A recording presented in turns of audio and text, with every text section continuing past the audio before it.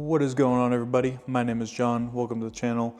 If you're new here, welcome. If not, welcome back. So today it is the first video here in my new garage, and we are going to be installing the Do88 intercooler on my Mark 7.5 GLI. Now, if you guys saw my last video, you would know that we pretty much have an entire turbo kit that we're going to be putting on this car here. And that includes the Vortex Standard, the EQT Discharge Pipe Kit, the Autotech High Pressure Fuel Pump, EQT Brushless Low Pressure Fuel Pump, 5-bar map and put sensors. So we got a lot of parts to do, and I'm pretty excited. Now, we do have a lot of different parts that we need to install, but before we do the turbo or anything like that, I did want to go ahead and knock out the intercooler since that's a little bit separate. However, the Discharge Pipe Kit does kind of tie into the turbo because the turbo muffler you have to disconnect, as well as that hard pipe that comes off turbo muffler and goes towards the intercooler, I believe. In addition to that, I also don't have the clamps for these because I bought this from a buddy of mine for a good price. So I ordered some, but they're not here yet. However, I do believe that we can use the factory Do88 couplers and at least replace the 2 pipes that is included in this kit, which let me show you that now. So opening this up, we do have 4 clamps in here, and those go for these pipes that we have that will be connected to the intercooler. So this is the part that everyone probably wants to see. This is the Do88 direct replacement intercooler. This thing is massive compared to the factory intercooler, so hopefully when we do the big turbo and everything else along with that, the car should be flowing and breathing really, really good. That's really the whole goal. And the fact that I live in Georgia and it gets really, really hot, this should also help keep our intake air temps down, because when I do pulls or go on mountain runs or anything like that, the car really heat soaks bad and very, very quickly. We'll just have to see how this all works. But from what I've heard, this is pretty much like the best intercooler that you can get. It's very comparable to other high-end intercoolers like the IE1, for example, too. I got this one, and we're gonna throw it in the car right now. Now, as I have mentioned many times before, I am not a mechanic. I don't know the first thing about cars for the most part, so take this whole video with a grain of salt. This is probably not the best install video. I did watch one from CPO and Dutch Auto Works, so I'll link those down below if you want a little bit more of probably a better video than what I'm gonna make here as far as the install goes. But if you're just hanging out, want to see the install and check out the process, then this might be the video for you. Now, the first thing that we have to do to get the intercooler installed is we got to remove the front bumper. And I did make a video on this whenever we installed the splitter, so I will link that down below as well if you want a little bit more of an in-depth, detailed video on how to remove it. But today, you know, we're pretty much just gonna speed run through it. So I'm gonna go ahead and get the car jacked up first, and we'll catch you guys whenever we get finished taking off the bumper.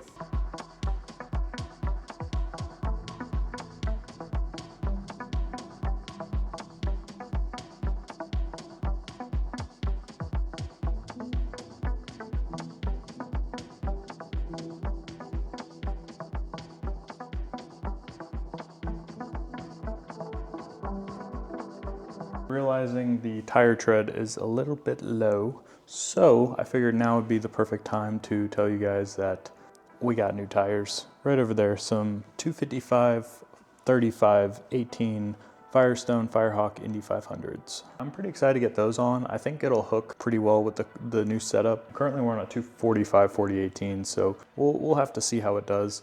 That's pretty much the biggest tire size I can go on this car reasonably, or we'll just hope for the best. Now, getting back to the intercooler, I realized I made a mistake. I don't have any 1/4-inch Torx bit sockets, so I need to actually run to the store and grab some real quick, and then I'll be able to continue. So we'll be right back. All right, one trip to Harbor Freight later, we have acquired the T20 that we need to take off the fender liners. So yeah. All right, so amidst progress, we got all of the T20s out from under the bumper that we're holding on the bumper cover here. And now, next step is we need to pop our hood and start removing some of the stuff in the engine bay and like the clips inside the front grille. So let's do that. Okay, so next order of business is we actually have to disconnect the grille, and we have to do this in two places. The first place is up here at the top. There's these bolts here, here, here, and here. These are also T20, I believe. And then inside the grill, behind here, there's gonna be clips. There's like 6 of them, I believe, 3 on each side. And you have to basically pop those out. So I'll try my best to show you how to do that in just a second here. But if it's not the best, just go check out my splitter install video, because it should be a lot easier to follow that.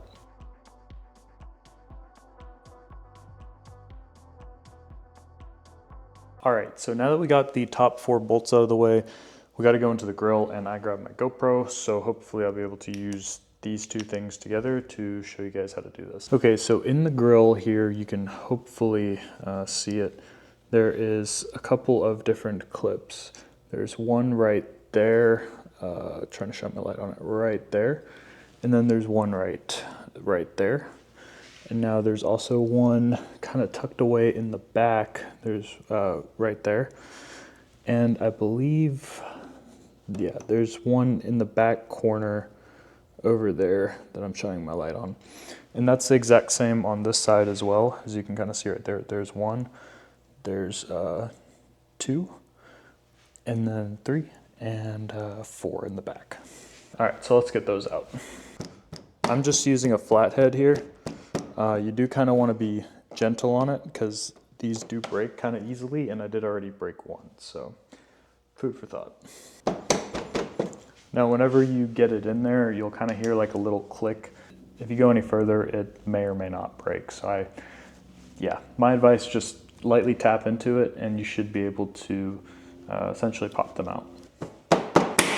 Oh, I broke one. Yeah, I don't want to have to take this bumper off again because that's the second clip I've broken, now one on each side. So if I break any more, I may be in trouble, but your mileage may vary. Now, if memory serves me right, at this point, we should be able to pull off the bumper. And whenever we get it kind of off, we're gonna have to actually disconnect the front sensor thingy. So yeah, I'm not looking forward to that because that really sucked last time, even with 2 people. And hopefully it'll work out smoothly. Hello, future John here. So, all right, I forgot to include this originally when I was basically filming the start of this video. So there's another T25 right there that basically is right where the fender meets the bumper. So make sure that you guys, oh, that's bright. So make sure that you guys get that because I forgot about it until later and I'm including it now. Bye-bye. Okay, so now that we have the bumper hopefully completely unscrewed, should be able to do that.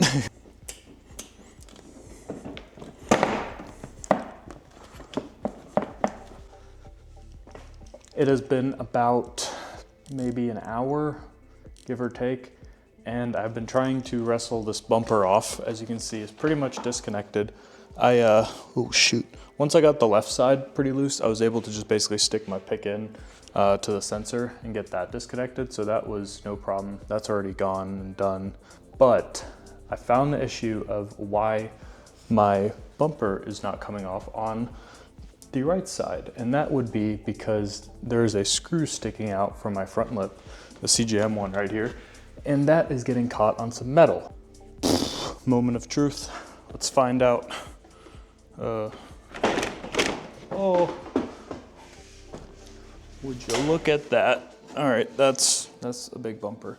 Sometimes you just gotta make do with what you got, and that's what we got. We got the Miata workbench. Honestly, imagine if we just put the GLI bumper on the Miata. That would be like absolutely crazy. That'd be really, really weird too. What if we just put the pop-up headlights on the Jetta? I think that'd be cooler, honestly. Again, I have zero real idea of what I'm doing, so if you guys enjoy the video, please hit that subscribe button, like, comment, you know, whatever you guys want. Helps me out, so yeah. But let's get back to this. I'm gonna go take a quick eating break, and then we'll jump right back into this task here. Okay, so I believe the next thing that we need to do is remove this core support that's in front of the radiator. So to get started, I wanna say we need to remove the bolts that are through these little cavities right here on both sides. For reference, by the way, this is a T30. Okay, so next we need to remove this little tray here, and these pretty much just pop out. I just used a flathead and like kind of pushed it in there and it popped out. This one just pulled out after I did that. So let's see if I can do this with one hand. Maybe not. There we go. So this is a T30 right here. And that's what's connecting it to the chassis up top. All right, well, we got a visitor. Mr. Jake's here. Hello. And we're gonna try to finish this up. So I stopped recording on accident. I just unplugged this sensor on this side, and I used some needle nose pliers to push it through the bracket right here. So I was just, pushed it out, and that way, we can remove this whole thing together, and we'll just plug it back in later, hopefully.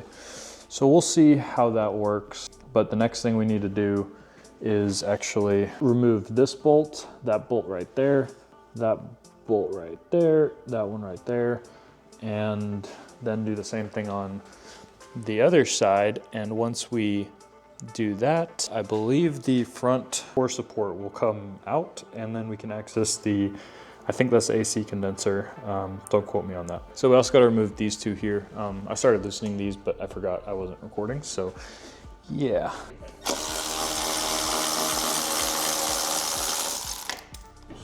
Gotta figure out. Oh. Yep, there it goes. Uh-oh. Did not sound very. All right, well, pulled this out. I think it's good. I don't see any broken clips or anything. Maybe one. Oh wait, two. This is from the grill, so those were already broken. So it's coming out on this side. Coming out. Oh, watch that wire. You got it? Yeah. You want me to get it since I'm standing up? Yeah, it might help. Ooga booga. Ah, victory screech. Okay, so if you guys just saw, we disconnected the braces here, and now we need to take out the AC condenser, and there's these little like clips that can be gently moved out of the way. So right here you can see that the AC condenser brackets are being held in from top and bottom. Same as over here. Oh, hopefully you guys can see that. And then right down here, it looks like there's just a small one.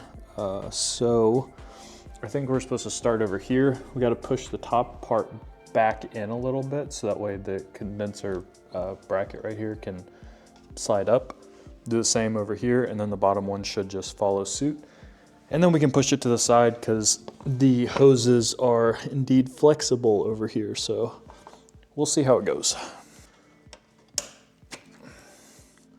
Honestly, once you start looking at these cars, it kind of starts making sense. Not like a ton, but it makes some sense, I mean, yeah. Oh. It's fine. Okay. Are you sure? I mean, it's gotta be. Yeah. It's gotta be fine. This piece of shit. What? Hey, nothing a little bit of electrical tape can't fix. This bullshit plastic is all in the fucking way, dude. I hate this car. Yeah, I think you're good because it's like flexible. Wow. Okay. So here's what you need to do. When you get to these plastic things, don't just pull. There's a tab that you can pop out like a normal person, and you'll be able to get it. Otherwise, you'll end up with something broken, like me. And I'm fine with it. I can live with it. I'm not too concerned about breaking on here, like that at least, like plastic. As long as it works, right? So that's the lesson for today. If it works, it works. And use flatheads to pull out clips because these cars have a ton of them. It's official. I hate this car. but we're making progress. Hopefully that's the worst of it. It looks like now we need to connect or disconnect the intercooler couplers, factory ones that we're going to be replacing anyways. So I'm going to go ahead and do that. Well, I forgot to start recording. We are currently disconnecting the intercooler couplers from the side that connects to the car. So we'll pull it out with the actual intercooler since we're going to be replacing them anyways. It's a 7mm down there, and you'll probably want like a flathead or something to pry at it. All right, so take this mallet. And I'm going to push in both of these. Yeah. Yeah. Heck yeah. Now I just gotta do that on the other side. Yes. I did remove the intake since I wanted to replace this pipe here anyways. So yeah. I also propped up the hood with some wood because I'm not sure how well this is gonna fare, given that we will be essentially removing the frame that this hood strut sits on. Honestly, this absolutely sucks, and I would never recommend you do this. Unless you're very psychologically strong. Yeah, this thing sucks. So I disconnected, some sensors down here. What is up, guys? It is cold right now. It is like 20 degrees. I removed this air dam that was sitting up here. And then this cable right here, this was actually routed underneath this cover right here. And it runs right here and connects into the trunk latch. So I removed that cable, and then I just kind of pushed it and wormed its way back out the exit right here. That means that now on this side, I believe it should be able to swing open and we can pull the intercooler out. One way or the other, we're getting this intercooler out, hopefully right now. And I have the tire under here for support. So it looks like the headlight's in the way. I guess we're gonna have to take the headlight out. I found it. There is one screw right there next to that yellow sensor that is connected to the headlight housing. I really hope that's it. Just another T30. Be cautious because this cable here connected to the headlight actually needs to be disconnected as well. And you can see it's like one of those like pull style clips, I guess, where you can basically pull it off the headlight housing right there. So I'm gonna try to do that.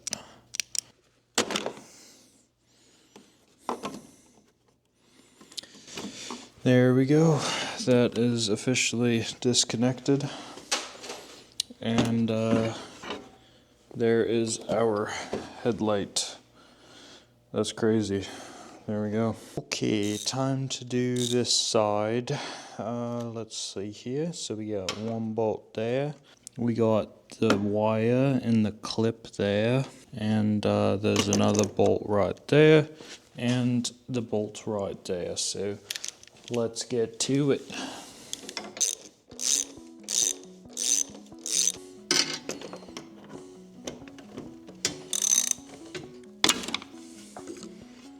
This whole core support frame thing should also come loose.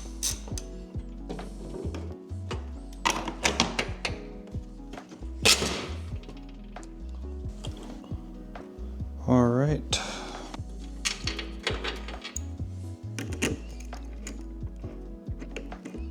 And just set that screw in there, and that is the second headlight. Wow, would you look at that? That is a completely torn apart front end on my GLI. I never thought I would see this, but here we are. Should we go try to drive it like this? That would honestly be kind of crazy if we just were driving around like that. Yeah, that probably wouldn't fly. But yeah, I don't know. Made good progress. I'm pretty pumped. I'm happy, honestly. This is nice. Very nice. Very, very nice. Man, wow, this is weird. Okay, so I just basically slowly maneuvered this piece off of the intercooler and radiator because, I mean, it was basically all free. However, the sensor that we unplugged on this side, this little guy right here, we also need to unplug it on the other side. So I'm gonna go ahead and do that. Right here, we have a little snaggletooth sensor and we need to disconnect that. All right, boys and gals, it is the second day of the intercooler install on my Mark 7.5 GLI, and it is currently 10:30 at night. But we are gonna start cranking away at this thing again. Now, for those of you guys who have seen a couple of other videos on my channel, you will know that we are currently working towards swapping out the turbo with the Vortex Standard. Part of that whole swap that we're doing here is also the discharge pipe coming off the turbo muffler. Now, because this is only gonna be a couple days apart from when I get the turbo, thinking that for right now, we're just gonna end up actually taking this out and we'll replace it so that way we can get the intercooler lined up. You know, we'll leave it disconnected to the turbo side. Yeah, that should make the actual turbo swap a little bit easier since we won't have to disconnect that tube. But while we're in here, obviously, you know, going ahead and doing that tube will make this a lot easier. Now, for those of you who don't know what tube I'm talking about, that would be this one here, which should go something like that, if I recall correctly, and then obviously the tube will come off here and go onto the turbo muffler. As I've stated in my previous video, we did get this kit used, so I'm still waiting on a couple of clamps, but I think we should have enough. These are some 2.75 inch clamps, and these are the factory Do88 intercooler clamps, which we're going to use on the intercooler piping, but I ordered these because I may or may not need them. I also have some 2.5 inch tension clamps coming in. So anyways, that's kind of the rundown of where we're at with this car so far. I think it's probably about time for us to just start chipping away at it a bit more, and yeah, let's get into it. It is really cold, so I did get this nice little space heater, and it's been really nice. It's currently snowing in Georgia for the second time this year, and it's pretty chilly. I think it's like 20 something degrees outside. I'm not used to this. I'm not equipped to the Georgia cold. You know, I've been living here a long time, but it's always been pretty warm, so this is very different. But we're making do with what we can, and obviously we got a garage, which I'm super thankful for, because there's no way I'd be doing this out in the cold. All right, so first order of business, we need to disconnect the intercooler here, and to do that we have to, looks like, pop this clip out here, and also this like lower clip down here connecting into the radiator. It might just be this top clip here, but we still do have to remove these grommets essentially that are going around this little plastic piece, because we're gonna have to swap these onto the new intercooler. So I'm gonna go ahead and do that first. I'm just gonna spray a little bit of WD-40 on here. Hopefully that'll help it come off kind of easily. How much it actually helps, but let me grab and we'll grab a pick as well. So whoops, there it goes. So I just popped that off with a flathead pretty much. It looks like the side that has the two dots stick out, so it's obviously at the bottom. Should sit like this on the intercooler. I assume the same on both sides. So it does look like it is slightly different on this side. However, obviously, yeah, still following suit. It's the same direction, so there we go. And bam.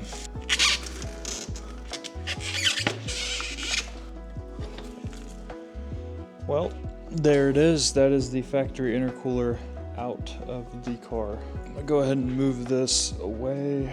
Damn, there's a lot of dirt in here. All right. I mean, that's that's the easiest part, I guess. Obviously, this is all here. We also have access to the discharge pipe. So we're gonna have to see how we can go ahead and remove that. I feel like getting to this point here has been an absolute nightmare.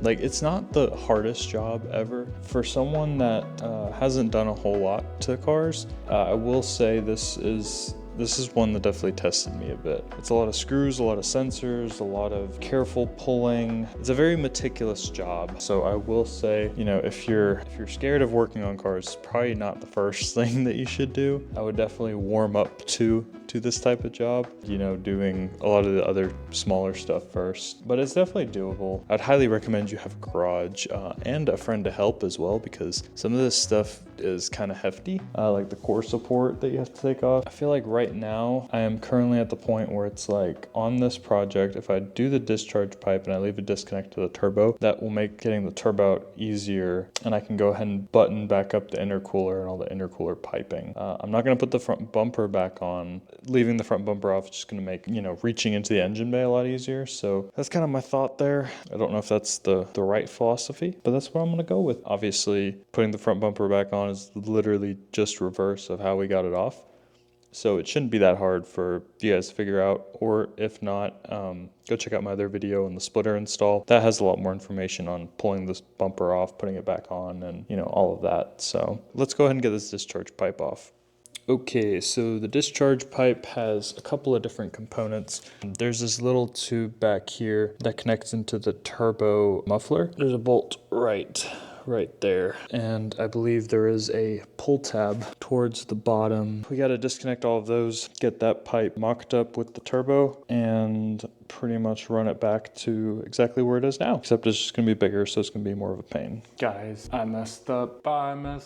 It did not go well. We acquired a new feature on the car. My radiator leaks now. Oh, I'm so mad at myself, man. What happened was I was trying to remove that little tab that I was trying to show you guys on the GoPro. I accidentally punctured the radiator. Let me show you. At this point, there's nothing I can do right now. It is 10:30, so I'm gonna have to drain the coolant, pull the radiator off, and going under the car, as you can see right there, I damaged a couple of the, my screwdriver went from right there, from trying to pull out that clip, to a wonderful experience. I'm gonna start looking at replacements right now. I guess we're solving two birds with one stone though, because I have to drain the coolant anyways through the turbo. So I'm not super bummed about that, but I'm bummed about the fact that now I have to get a new radiator. I think I'm gonna call it. I got greedy trying to do the discharge pipe. Clearly that was not gonna go in my favor. We'll take it as a lesson. Don't keep screwdrivers near radiator fins because they are very easy to break. So I'm gonna pray that it's not a $500 repair, because that would really suck. If you guys enjoyed the video, like, comment, subscribe, help me get a new radiator. And yeah, I guess we'll see you guys in part 3. Deuces.